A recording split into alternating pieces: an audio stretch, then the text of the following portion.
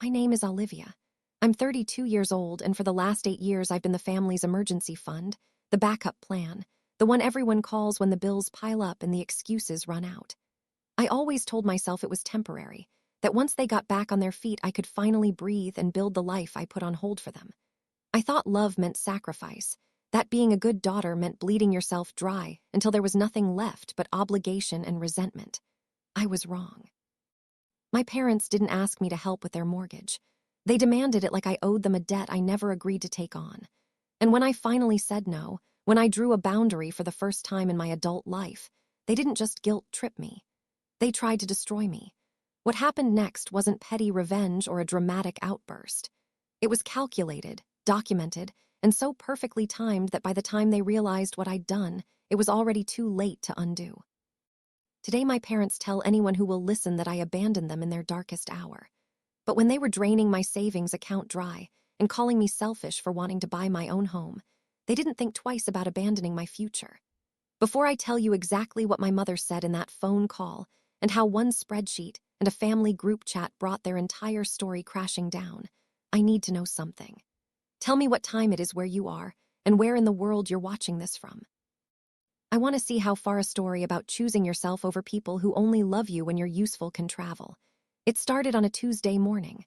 I was in my kitchen pouring coffee into a mug that said "Nevertheless," she persisted, a gift from a friend who thought I had boundaries. My phone rang. Mom. I should have let it go to voicemail. I already knew what the call would sound like. Her voice would start sweet, then crack just enough to sound fragile. There would be a pause where I was supposed to fill the silence with a yes before she even asked the question. But I picked up anyway because after 32 years of conditioning, you don't just unlearn the guilt. "Hey, Mom," I said, trying to sound upbeat. "Sweetie, we need to talk." Her tone was already heavy. "Your father and I are in a really tough spot. The mortgage payment is due in 6 days and we're short. We've been juggling things, but it's just not enough this month." I closed my eyes and felt that familiar knot form in my chest. How much? 3,000. My stomach dropped. $3,000. That was a month's rent for me. That was groceries and utilities and the small amount I'd been trying to save to finally move out of my cramped apartment. "Mom, I can't. I'm barely keeping up with my own bills. I already helped you last month and the month before that. I know, honey, and we're so grateful, but this is different. If we don't pay, they're going to start foreclosure proceedings. Do you want us to lose the house? The house. The same house they'd refinanced twice to take vacations and buy a new truck. The same house my younger brother still lived in rent-free at 28 while I struggled alone. I felt anger rising but swallowed it down. What about asking Jordan to contribute? He lives there. He should be helping. Your brother is trying to get his business off the ground. He can't afford to help right now. You're the one with the stable job. You've always been so responsible. That word, responsible. It was the leash they'd used on me my entire life. I took a breath. "Mom, I've given you over $15,000 in the last year. I can't keep doing this." Silence. Then her voice shifted. It wasn't soft anymore. "Olivia, we gave you everything growing up. We paid for your braces, your car, insurance, your college application fees. You think that didn't cost us anything. Now when we need you, you're going to turn your back on us. That's the kind of daughter you want to be." Something inside me cracked, but I didn't let it break. "I'll think about it," I said, and hung up before she could say another word. If you want the full truth, hit like so this story reaches more people. I sat at my kitchen table staring at my phone, and I did something I should have done years ago. I opened a new spreadsheet. Row 1. Date. Amount. What they said it was for. I scrolled back through my bank statements, through Venmo requests, through text messages where my mom casually asked if I could spot them just this once. The numbers started adding up. February 2024, $1,200, emergency car repair. March 2024, $800, medical bills. April 2024, $1,500, property taxes. It went on and on. By the time I reached the current month, the total was staggering. $18,400. $18,400 in just over a year. I stared at the screen, my hands shaking. That was a down payment on a house. That was a year of therapy or a master's degree or travel or literally anything that could have built my future instead of plugging holes in theirs. I added another column. What it was actually for. Because I knew. I'd seen the vacation photos on Facebook. I'd watched my brother post videos of his new gaming setup. I'd noticed my dad's truck upgrade. They weren't drowning. They were just used to me being the life raft. That night I didn't sleep. I lay in bed staring at the ceiling doing math in my head that made my chest ache. If I'd kept that 18,000, I could have moved into a better apartment. I could have started investing. I could have taken the vacation I'd been putting off for 3 years because I was always too broke and too tired. Instead, I was 32 years old living paycheck to paycheck, while my parents acted like I was selfish for hesitating to hand over another $3,000. The next morning, my mom texted, "Did you think about what we talked about? We really need an answer today." I stared at the message for a full minute, then I typed back, "I need to see your bank statements and a breakdown of your monthly expenses before I give you any more money." The reply came fast. "Excuse me, you want to see our financial records? We're your parents, Olivia, not your children. This is incredibly disrespectful." I took a breath and typed slower this time. "You're asking me for $3,000. That's a huge amount. If you want me to keep helping, I need to understand where the money is actually going. I'm not a bank. I'm your daughter, and I've given you everything I have without question." Now I'm asking questions. 3 dots appeared, then disappeared. Then my phone rang. It was my dad. I answered. "What the hell is this, Olivia? Your mother is upset. You're treating us like criminals."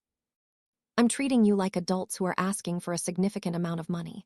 If I went to a bank, they'd ask for documentation. Why is it disrespectful when I do the same? Because we raised you. We don't owe you receipts for how we spend our money." "Then I don't owe you $3,000, I said, and my voice was steady in a way it had never been with them before. There was silence on the other end. Then he spoke, and his tone was ice. "You're really going to do this? You're going to let your mother and I lose our home because you want to play accountant?" I felt the guilt rise up hot and familiar, but this time I pushed it back down. "I'm not the reason you're losing your home, Dad. I'm just not the solution anymore." He hung up. For a moment, I sat there feeling like I'd just stepped off a cliff. Then my phone buzzed again. The family group chat. My mom had posted a message. "It's heartbreaking when your own child turns her back on you in your darkest hour. We gave Olivia everything, and now when we need her most, she's demanding we prove ourselves to her like we're strangers. Pray for us." My brother replied immediately, "That's messed up, Liv. They're struggling and you're being cold." Then my aunt chimed in. "Family helps family. No questions asked. That's how we were raised." I watched the messages pile up one after another, painting me as the villain. My chest felt tight. My hands were trembling. But instead of defending myself, instead of apologizing, and sending the money like I'd done 100 times before I opened my spreadsheet, I added one more column. Screenshots. Every Venmo request. Every text where they promised it was the last time. Every Facebook post of my dad's new truck and my brother's weekend trips, and my mom's girls' brunch photos tagged with #blessed. Then I did something that 8 years ago I would never have had the courage to do. I replied to the family group chat with a single sentence and an attachment. "Here's 18,000 reasons why I'm done being the family ATM." I posted the spreadsheet. Every date, every dollar, every lie about what the money was for, next to screenshots of what they actually spent it on. Then I muted the chat and put my phone face down on the table. "Comment receipts if you believe she deserved justice." My phone didn't stop vibrating for 2 hours. I didn't look at it. I made myself dinner. I took a shower. I sat on my couch with a book I didn't read and let the panic and relief wash over me in waves. When I finally picked up my phone, there were 47 notifications. The family group chat had exploded. My aunt had gone silent. My uncle had written one sentence. "Olivia, I had no idea." My brother had written, "Wait, you gave them $18,000 and they're still broke. Where did it all go?" My dad had left the chat. My mom had sent me 6 private messages, each one more frantic than the last. "How dare you air our private business? You've humiliated us. Take that down right now. You're being cruel. We're your parents. Please, Olivia, this is too far." I didn't respond. Instead, I opened my laptop and did something I'd been too afraid to do for years. I looked up financial abuse. The articles lit up my screen like evidence I'd been collecting without knowing it, exploiting someone for money, making them feel obligated to provide support, guilt-tripping them when they set boundaries, denying responsibility for their own financial decisions. Check, check, check, check. I wasn't a bad daughter. I was a victim who'd finally stopped funding her own abuse. The next day, my mom showed up at my apartment. I heard the knock and looked through the peephole. She was standing there in her good coat, the one she wore to church, looking small and tired. I almost didn't open the door. Almost, but I did. She walked in without waiting for an invitation and sat down on my couch. "Olivia, we need to talk about this like adults." I stayed standing. I'm listening. That spreadsheet, that was private. You had no right to share that with everyone. It wasn't private, Mom. You posted in the family chat that I abandoned you. I just corrected the record. Her face flushed. You made us look like terrible people. You made yourselves look like terrible people, I said quietly. I just showed everyone what I've been living with. Do you have any idea how humiliating this is for your father and me? Do you have any idea how humiliating it's been for me? I shot back. Being called selfish every time I couldn't give you money. Watching you take vacations while I ate ramen. Hearing you tell everyone I was responsible while you treated me like a checking account with legs. She stood up. We gave you everything. You wouldn't have anything if it wasn't for us. I looked at her, and for the first time in my life I saw her clearly. Not as my mother, not as someone I owed, just as a person who had learned that I would break before she ever had to change. You gave me a childhood, I said. That's what parents are supposed to do. It's not a loan I have to repay for the rest of my life. She stared at me. Then she said the quietest, cruelest thing she'd ever said to me. If you don't help us, we'll lose everything. And that will be on you. I took a breath. No, Mom, it'll be on you. She left without another word. That night I got a call from my brother. He didn't sound angry anymore. He sounded confused. Liv, I looked at the numbers. How did you even afford this? I didn't, I said. I went into debt. I stopped saving. I put my entire life on pause because they made me believe I had to. There was a long silence. I didn't know it was that bad. Nobody did. That was the point. They kept it between me and them. You lived there rent-free for 4 years, Jordan. You never asked where the money was coming from. Yeah, his voice was quiet. I'm sorry. I sat with that apology. It didn't fix anything, but it was something. Type yes if you want to see all targets hit at once.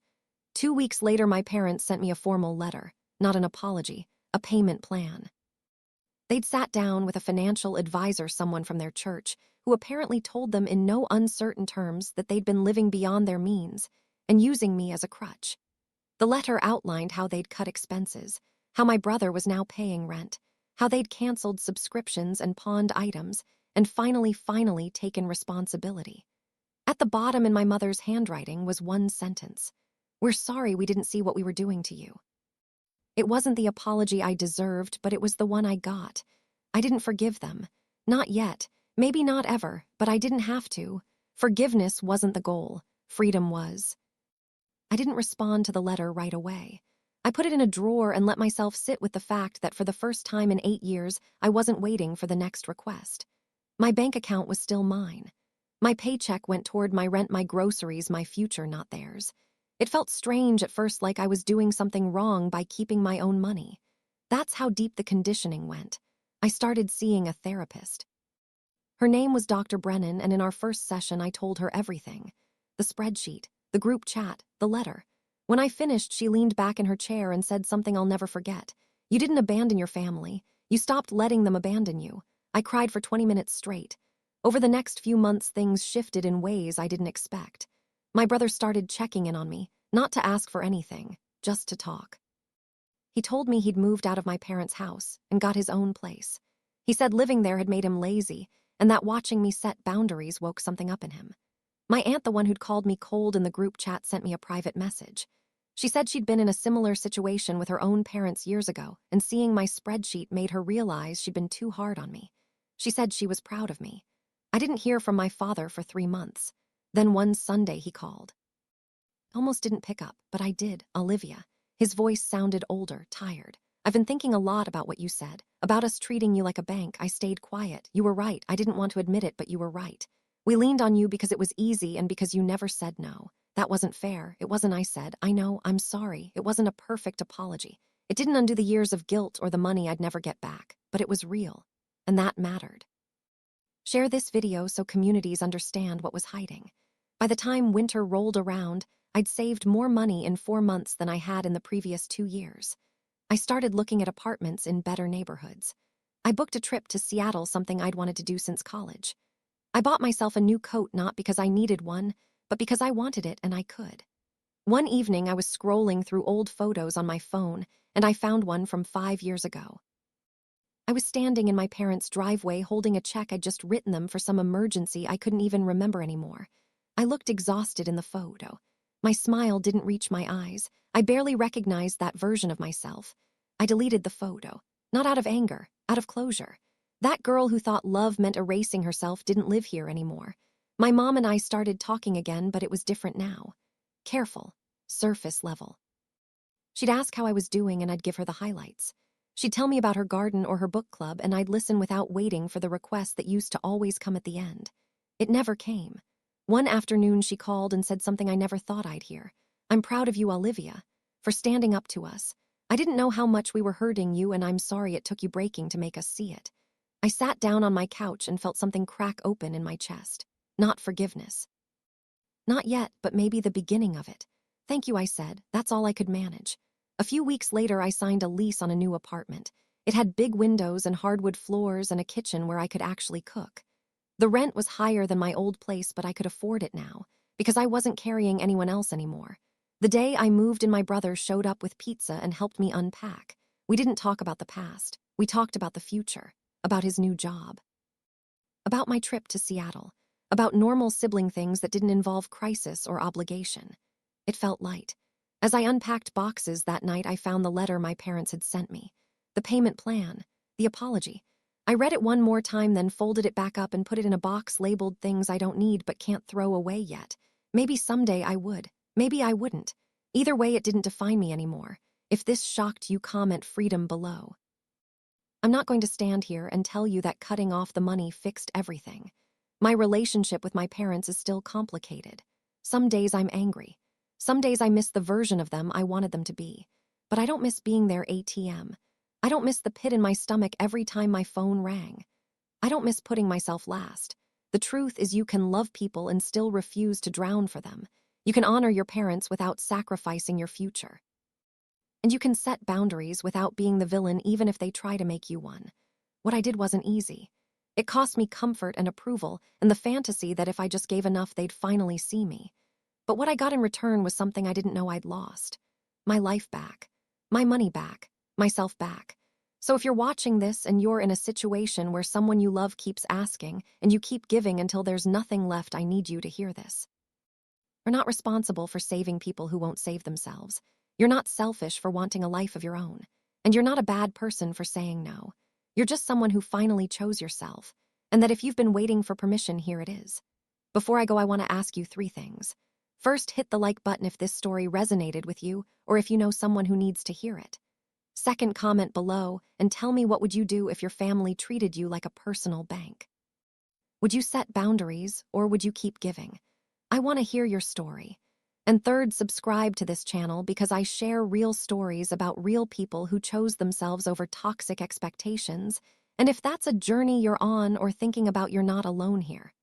Thank you for watching. And remember, you don't owe anyone your future just because they gave you a past.